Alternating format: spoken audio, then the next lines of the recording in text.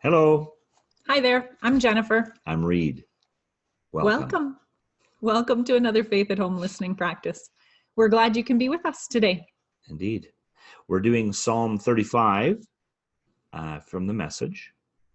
And what we're going to be doing is listening for a word from God. You're listening for a word or a phrase that you hear, because that's God talking to you.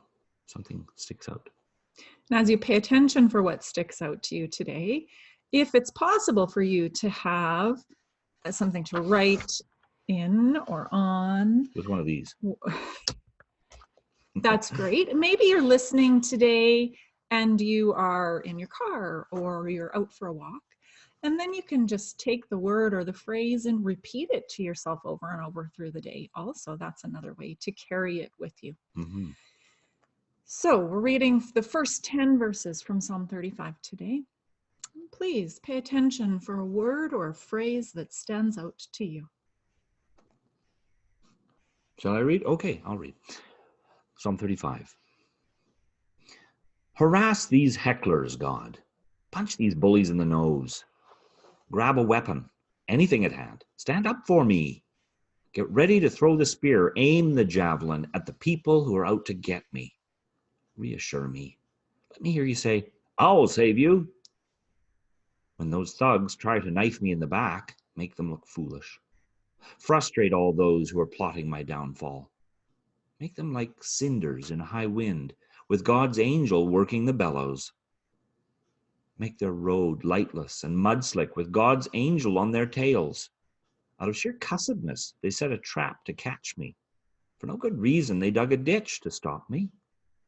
Surprise them with your ambush.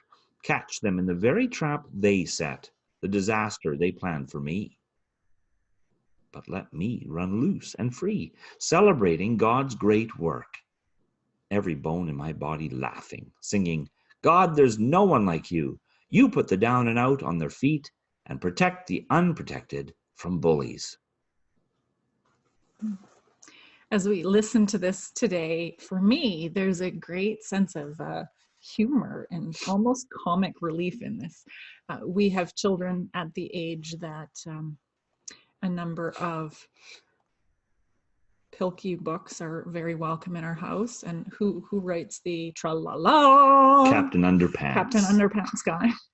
So that sense of God, of me asking the Divine Family to come back with a I'll save you, reminds me of that sort of milieu, and so it helps me to look at my life with a little bit of a sense of humor.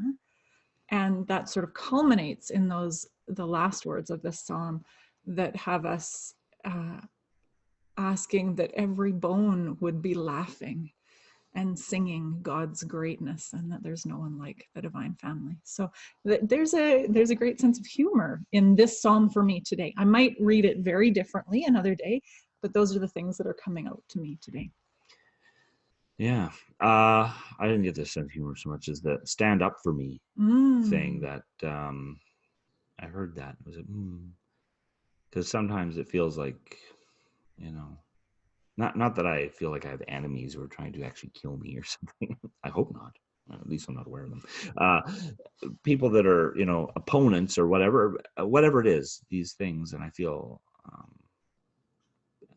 kind of attacked or whatever. This idea of God standing up for me really stuck out.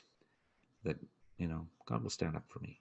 Mm-hmm. And this person saying, grab a weapon, anything, help me.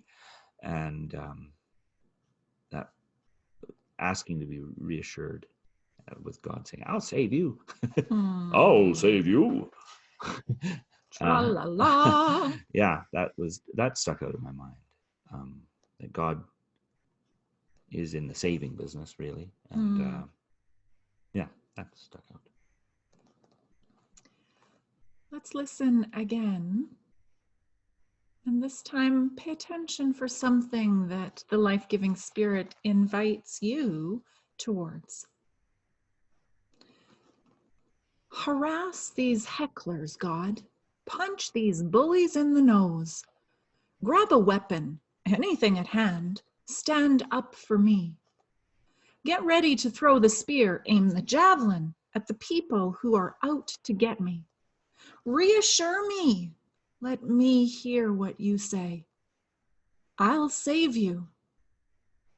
When those thugs try to knife me in the back, make them look foolish. Frustrate all those who are plotting my downfall. Make them like cinders in a high wind, with God's angel working the bellows. Make their road lightless and mud slick, with God's angel on their tails. Out of sheer cussedness, they set a trap to catch me. For no good reason, they dug a ditch to stop me. Well, surprise them with your ambush.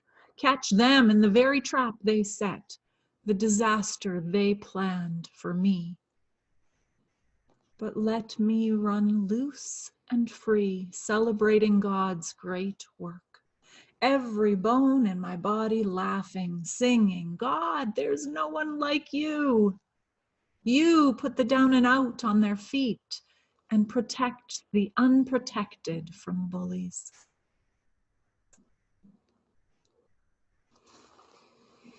Is there an invitation that you hear today? I feel like I'm a broken record, but I often hear the same invitation. You may have the same experience, but the invitation is to not, and I guess that's why it keeps coming up, is that I neglect this often. I don't come to God for help. The invitation is, please come to me. I tend to, frustrations on the road and other drivers or my children or my wife, that I get frustrated, not through any fault of their own maybe, but I'm just frustrated and I'm cross. And the first thing I want to do is I want to fix them. Or, get off the road, you maniac, whatever. Instead of coming to God and go, I'm very frustrated here. I'm angry. I feel like these people are opposed to me in some way. And I want God to, I should, instead of taking it on myself, I should say, God, you take care of it. And that's what I need to do, rather than, I don't know if God's going to punch you in the face when I'm frustrated. That's not what really, but just that these frustrations can just pull you to pieces and get you all tied up in knots and angry through the whole day. And to pass it off to God, that's God saying, come to me, give it to me. I can handle this. You don't have to do this on your own. You don't have to, race after people and shake my fist at them on the road or something like that. That's not the way you go about things. Let God take care of it. And that's the invitation to me, to go to God first. The invitation I hear is to run loose and free, celebrating God's work. So freedom, is that something that I can step towards? Living freer, living less planned, and whatever it might be that holds me back from freedom. That's the invitation I hear, and I will weave those words into the rest of my day and hopefully the days to come, as I move towards freedom and clarity and a vast interior life, so that I can live, hopefully, eventually, out of that space of having every bone in my body laughing and singing God's praise. I wonder what it is that you hear today. Yeah. Are there words and phrases that jump out to you? Invitations. Please take a moment to let us know and carry those with you into your everyday life. Thanks for being with us today. We'll see you again. Bye-bye.